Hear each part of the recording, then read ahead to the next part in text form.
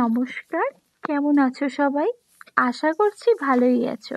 এখন চৈত্র মাসের 15-16 তারিখ।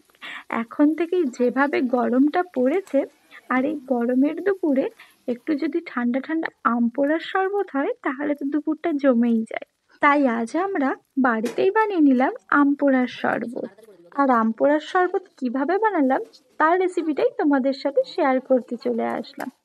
তাহলে চলো আজকের ভিডিও শুরু করা যাক। আম পোড়ার শরবত বানানোর জন্য আগে থেকেই 2টো আম পুড়িয়ে রেখে দিয়েছিলাম। এরপর ভালো করে ধুয়ে খোসা ছাড়িয়ে একটু চটকে কিছুক্ষণের জন্য ফ্রিজে রেখে দেব, যাতে আমটা ঠান্ডা হয়ে যায়। এদিকে একটা ওভেনে কড়াই বসিয়ে দিয়েছি। এতে 4টে শুকনো লঙ্কা শুকনো কড়াই ভেজে নামিয়ে নেব। তারপর অল্প পরিমাণ জিরে, মানে যতটা আমার প্রয়োজন ওইটুখানি জিরেও ভালো করে ভেজে নামিয়ে নেব। এরপর এই দুটোকে একসাথে গুঁড়ো করে রেখে দেব। এখন একটা মিক্সি জারে আগে থেকে যে আমটা ফ্রিজে রেখে দিয়েছিলাম সেটাই নিয়ে নিয়েছি। তার সাথে দিয়ে দিচ্ছি অল্প পরিমাণ চিনি, আর দিয়েছি পরিমাণ মতন লবণ, আর কিছুটা পুদিনা পাতা দিয়ে সেটাকে পেস্ট করে নিয়েছি। আর এখানে আরও একটি মিক্সি জারে হাজমোলাকে গুঁড়ো করে নিয়েছি।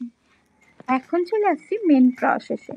শরবতটা রেডি করার জন্য নিয়ে নিয়েছি একটা কাঁচের গ্লাস, দিয়ে দিয়েছি পুদিনা পাতা কুচি, লেবুর রস, একটা ছোট্ট লেবুর টুকরো, অল্প পরিমাণ লবণ, আর দিচ্ছি জিরে শুকনো লঙ্কা গুঁড়ো করে রাখাটা, আর দিয়েছি হাজমোলা গুঁড়ো একটু বেশি পরিমাণ, তোমরা চাইলে জলজিরাও দিতে পারো। আর এইটা দিয়ে দিচ্ছি সেই আম পান্নার আসল জিনিসটা, মানে আম বাটাটা। সাথে দিয়ে দিচ্ছি 2 টুকরো বরফ, আর দিচ্ছি ঠান্ডা জল।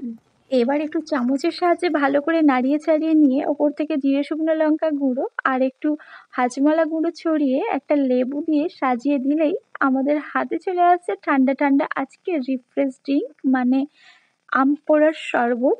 আজকের ভিডিও কেমন লাগলো অবশ্যই জানাবে। চলো, বাই বাই।